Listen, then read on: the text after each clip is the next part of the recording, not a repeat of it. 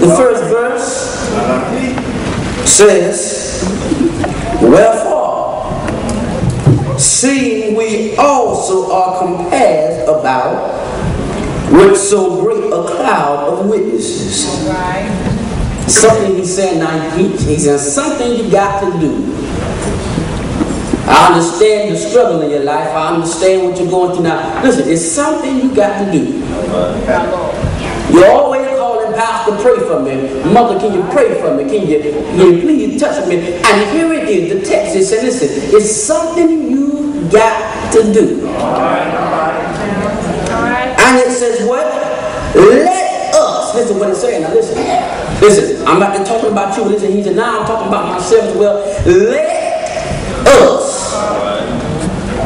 Mother, is something that is holding you down. Now, you wonder why it's holding you down. You don't know what it is. You don't know why you can't be blessed. You wonder why you're struggling, why things are falling out of line for you. He said, listen, let us lay aside every weight and I haven't been to seminary yet, but I realize what "and" means.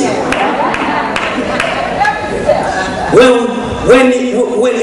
in a sentence they use the word "and," that means something else is behind it. Something else needs to be said. And look what it said now. Watch this.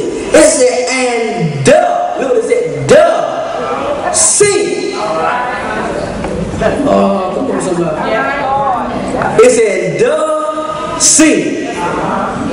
So what happens is, first of all, listen, look what it does. It first of all tells you how to be an overcomer. See, first it will tell you how to be an overcomer. Then it says what? Then it tells you and identifies the problem. I tell you what the problem is. See.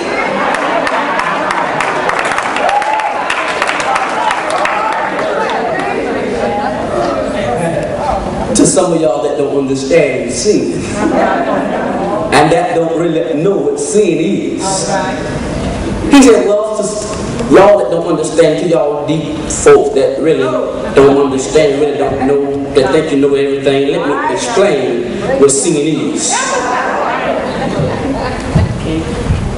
Which does so easily beset us. So it identifies to you the thing that's been holding you back. Watch it. Number one, it tells you how to overcome it. Secondly, it tells you what it is. Now, sin, it hinders you.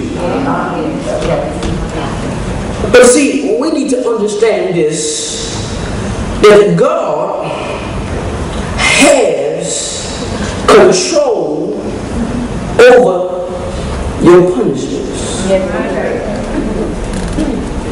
And because God has control over your punishments, the Bible says it's a dangerous thing to fall in the hands of God. Therefore, since God has control, something should click in me that if God is going to punish me for every wrong that I've done, something should click in me. Something should click in me that if I'm going to be punished for it,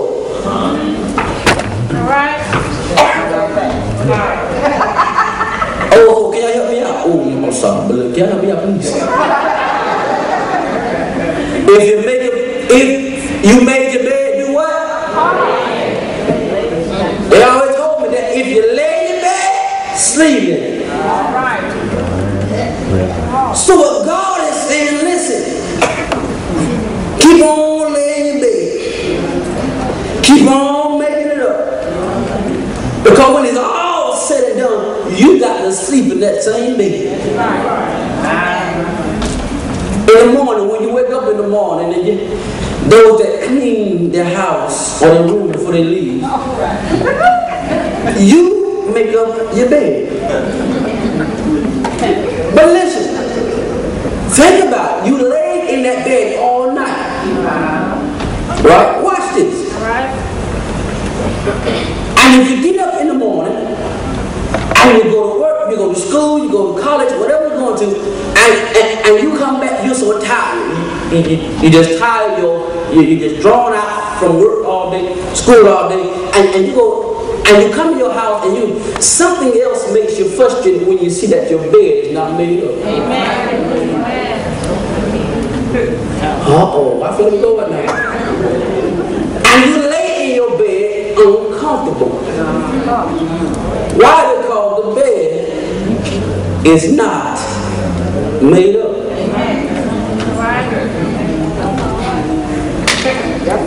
And so what God is saying, listen, you can come and you can lay down. You can come and you can relax yourself, but will you feel comfortable laying in what you didn't make up?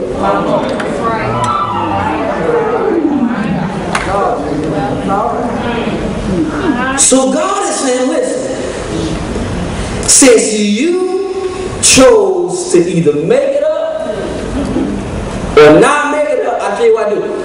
If you make it up, if you do it right, I have mercy on you. But if you don't do it right, I'm going to hit your conscience like never before. Why? But listen, there is no condemnation to those that walk after the Spirit and not after the flesh. There's no condemnation when you're walking spiritually. And the reason why some of us feel uncomfortable in certain situations, and we feel uncomfortable in the church, not because the preacher ain't right, not because everybody in the choir ain't right, not because the deacons ain't right, it's because of some stuff we have done and our conscience is eating us up. And what happened is this, it becomes a weight. And it holds us down, it burdens us down, and it keeps us from being who God really wants us to be. Why? Because it's a stronghold, it's a weight that got you in the position that you're in right now. The Bible said, let us run this race with patience. You see, understanding patience. Too many times as Christians along this journey, we grab things out of season. We gravitate to people who are not even our assignment. We create our own miracles, not realizing that the plan of God for our lives or the season that we're walking in.